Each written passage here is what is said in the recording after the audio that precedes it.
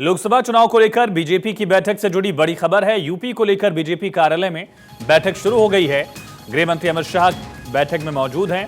प्रदेश संगठन महामंत्री धर्मपाल सिंह मौजूद हैं। बीजेपी के राष्ट्रीय अध्यक्ष जेपी नड्डा भी बैठक में शामिल हैं। बैठक में मुख्यमंत्री योगी आदित्यनाथ भी मौजूद हैं और डिप्टी सीएम केशव प्रसाद मौर्य, ब्रजेश पाठक भी बैठक में शामिल हैं। बीजेपी के प्रदेश अध्यक्ष भूपेंद्र चौधरी भी बैठक में मौजूद हैं। लोकसभा चुनाव को लेकर मंथन है।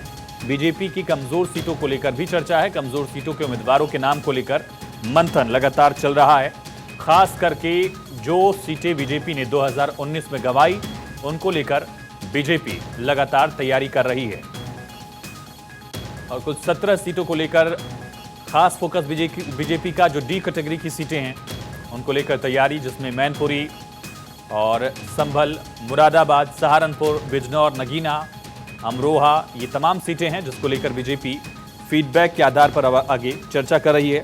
यूपी की हारी सीटों पर मंथन, उम्मीदवारों के नाम पर आज मंथन तय है। लोकसभा चुनाव को लेकर ये तैयारी, उत्तर प्रदेश से जुड़ी हुई बैठक जिसकी अध्यक्षता खुद गृह मंत्री अमित शाह कर रहे हैं और जानकारी है कि उम्मीदवारों के नाम पर मंथन, आज नाम तय हुए जिनको केंद्रीय चुनाव समिति को भेजा जाएगा। फरवरी के अंत में केंद्रीय चुनाव समिति की बैठक हो सकती है और बैठक में उम्मीदवारों के नाम फाइनल होंगे। पीएम मोदी का नाम प्रथम लिस्ट में जारी हो सकता है। यूपी से केंद्रीय मंत्रियों के नाम भी जारी हो सकते हैं। जानकारी जो अभी तक मिल पाई है, यानी नाम तय कर लिए गए हैं। जो सीटें बीजेपी हारी थी उन सीटों को लेकर मंथन हुआ और उन सीटों के लिए उम्मीदवारों के नाम पर भी आज चर्चा के बाद एक लिस्ट तैयार की गई है जिसको केंद्रीय चुनाव समिति के पास भेजा जाएगा और इसी महीने फरवरी में ही केंद्रीय चुनाव समिति की बैठक हो सकती है। केंद्रीय चुनाव समिति बैठक में उन नामों पर चर्चा करेगी और फाइनल लिस्ट जो है वो तैयार की जा सकती है, जिसमें प्रधानमंत्री नरेंद्र मोदी का नाम भी हो सकता है प्रथम लिस्ट में। पॉलिटिकल एडिटर अदिति नागर हमारे साथ लाइव कनेक्ट है। अदिति, हारी हुई सीटों को लेकर मंथन हुआ और कुछ नाम भी तय किए गए हैं जिनको केंद्रीय चुनाव समिति तक भेजा जा सकता है, क्या जानकारी? और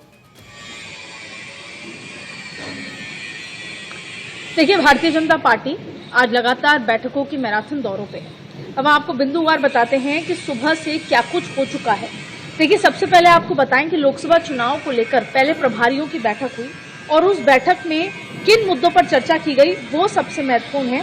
पहले तो इस तरह की बात, देखिए, सबसे पहले तो प्रधानमंत्री नरेंद्र मोदी का आने वाले दिनों में बहुत सारे दौरे होने वाले हैं और उससे पहले ये देखना होगा कि किस तरीके से जो एक ग्राउंड की जो तैयारी है, जिसमें अमित शाह आज बैठक में मौजूद हैं, राज्यवार ये बैठक हो रही है। अभी योगी आदित्यनाथ उत्तर प्रदेश की बैठक शुरू हो चुकी है। इससे पहले सुबह आज आपने देखा होगा ज्ञान को लेकर कि ज्ञान एक नया जो है दिया गया है, जिसमें गरीब को लेकर और किस तरीके से किसान को लेकर, अन्नदाता को लेकर, महिलाओं को लेकर, जैसे जो बात कही जाती है युवा, किसान, महिला, इन तमाम सभी लोगों को लेकर, गरीबों को लेकर किस तरीके से आगे बढ़ना है। तो आज पहले राज्यों के प्रभारियों के साथ सुबह बैठक की गई 10:30 बजे से और उसमें जितने भी राज्य हैं और उसके प्रभारी मौजूद रहे और उनको ये बताया गया कि आपको किस तरीके से चुनाव प्रचार संगठन की बैठक शुरू करनी है, किस तरीके से घर घर तक राम मंदिर को लेकर जाना है, किस तरीके से 100 दिन का जो से कम का समय बचा है उसमें कैसे ये प्लान एग्जीक्यूट करना है कि आप घर घर तक इस ज्ञान को, जिसमें गरीब है,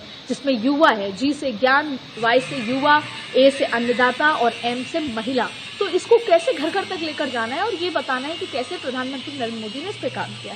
अब आपको सबसे महत्वपूर्ण बात ये बता देते हैं कि अभी क्या हो रहा है। देखिए, आज तो लोकसभा के उम्मीदवारों के नाम को फाइनल करने के लिए दिल्ली में बड़ी बैठक हो रही है, जिसमें सबसे पहले उत्तर प्रदेश, फिर छत्तीसगढ़, फिर राजस्थान। तो आज जैसे अगर एक फर्ज कीजिए कि राजस्थान में 25 सीटें हैं तो लगभग 23 सीटों पर सर्वे के लिहाज से, पैनल के लिहाज से, स्टेट से आए पैनल के लिहाज से एक लबोलबाब तैयार हो जाएगा। केंद्रीय टीम ने पहले ही सर्वे करा चुका है, उसके लिहाज से लगभग चीजें तैयार हो जाएंगी और 29 तारीख को सीईसी यानी केंद्रीय चुनाव समिति की बैठक में लगभग 100 से ज्यादा सीटों पर नाम घोषित कर दिए जाएंगे। यानी फुल फ्लेजेड चुनाव की तैयारियों के मूड में आज भारतीय जनता पार्टी है। तमाम जानकारी के लिए अदिति आपका बहुत शुक्रिया।